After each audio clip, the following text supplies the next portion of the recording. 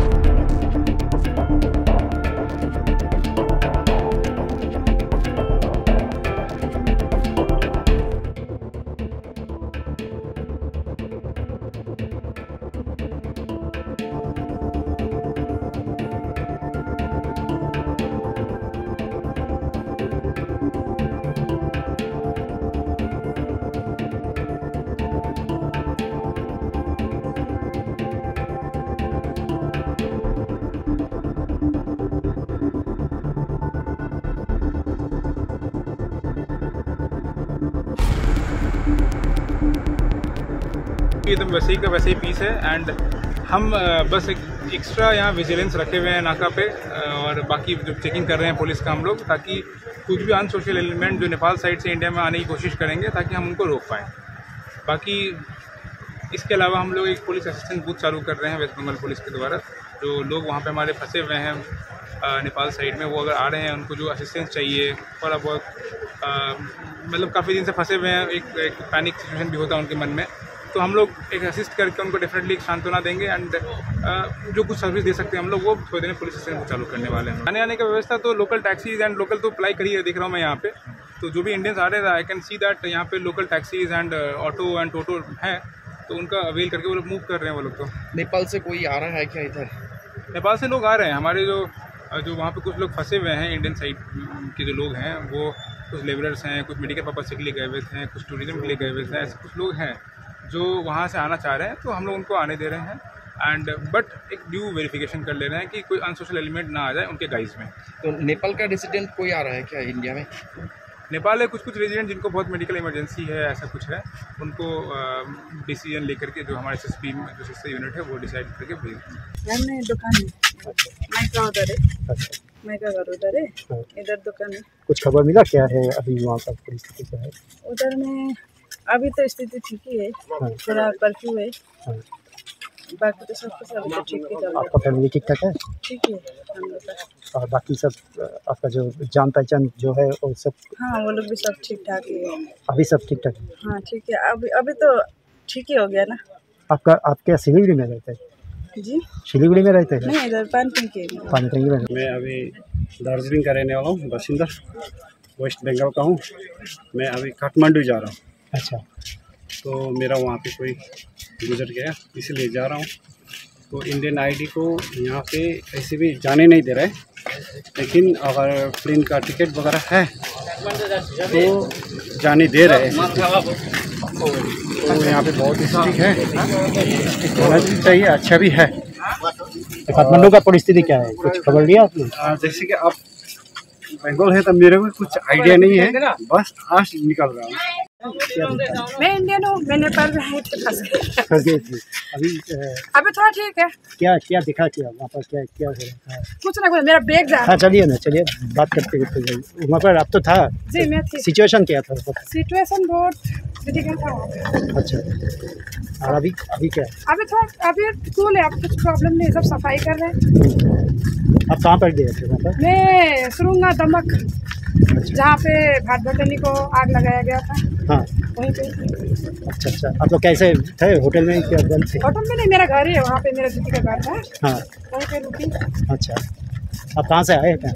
मैं अभी सुरुंगा से आई हूँ। नहीं, आप मतलब आपका घर कहाँ है? मैं केरला से हूँ। केरला से घूमने आए थे? हाँ मैं घूमने आई थी। तो ये एक्सपीरियंस कैसा रहा कि इतना भयंकर?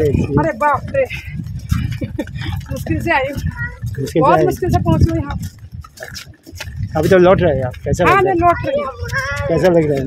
बहुत अच्छा लग रहा है। अरे बाप रे, कब इंडिया पहुँचूँ। 5 दिन हो गया है यहाँ पर फंसे हुए हैं। हम लोग सोचते हैं सुरक्षित से अपना घर पहुँच जाए, क्योंकि 10-12 गाड़ी है अभी लाट में, ठीक रहेगा। क्या है? पेट्रोल है सर, विराटनगर जाते हैं, विराटनगर की गाड़ी है। आपका घर कहाँ है? घर है मेरा जगमनी बॉर्डर।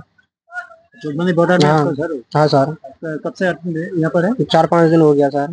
4-5 दिन हो गया। हाँ क्या सर। बोल रहे हैं यहाँ पर, क्या बोल रहे हैं अभी? यहाँ पर अभी छोड़ ना रहा है, अभी नेपाल की स्थिति पूरा खराब है ना, इसीलिए न छोड़ रहा है। ये तो मतलब एसेंशियल कमोडिटीज है, ये तो जानी ही है। मतलब 2 दिन से तो हालत वहाँ ठीक नहीं थी, तो उस वजह से नहीं जा रही थी, लेकिन आज थोड़ा सा वहाँ पे ये हुआ है तो वो जा रही है। कितना गाड़ी जा रहा है अभी फिलहाल मेरे ये से मतलब अभी तो 15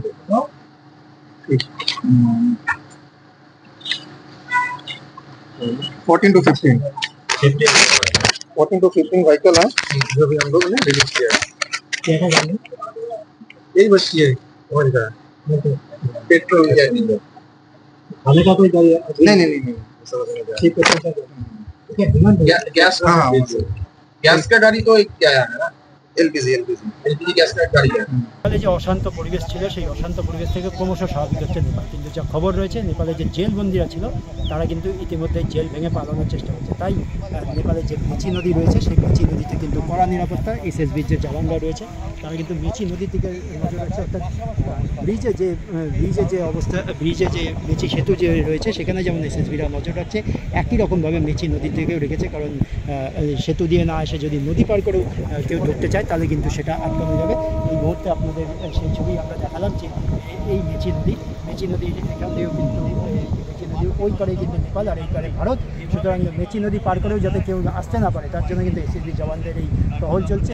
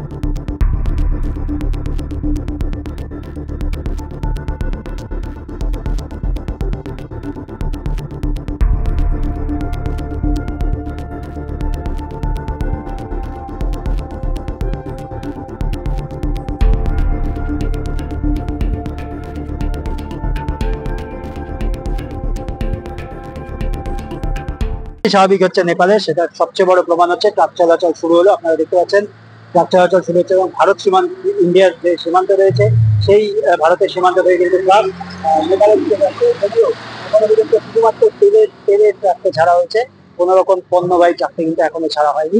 এবং কাস্টমস অফিসারের থেকে আমরা যেটা জানতে পেরেছি যে এই মুহূর্তে পণ্যবাহী ট্রাক নয়, যেহেতু নেপালের ডিমান্ড রয়েছে তেল এবং গ্যাসের, তাই তেল এবং গ্যাসের ট্রাকই শুধু ছাড়া হচ্ছে। ইতিমধ্যে 16টি ট্রাককে ছাড়পত্র দেওয়া হয়েছে নেপালে যাওয়ার জন্য এবং সেই চলাচল কিন্তু শুরু হয়ে গেছে। ইন্দো নেপাল সীমান্ত থেকে অগ্রবরণ চ্যাটার্জি, সংবাদ প্রতিনিধি। ফলো করুন সংবাদ প্রতিদিন ডিজিটাল।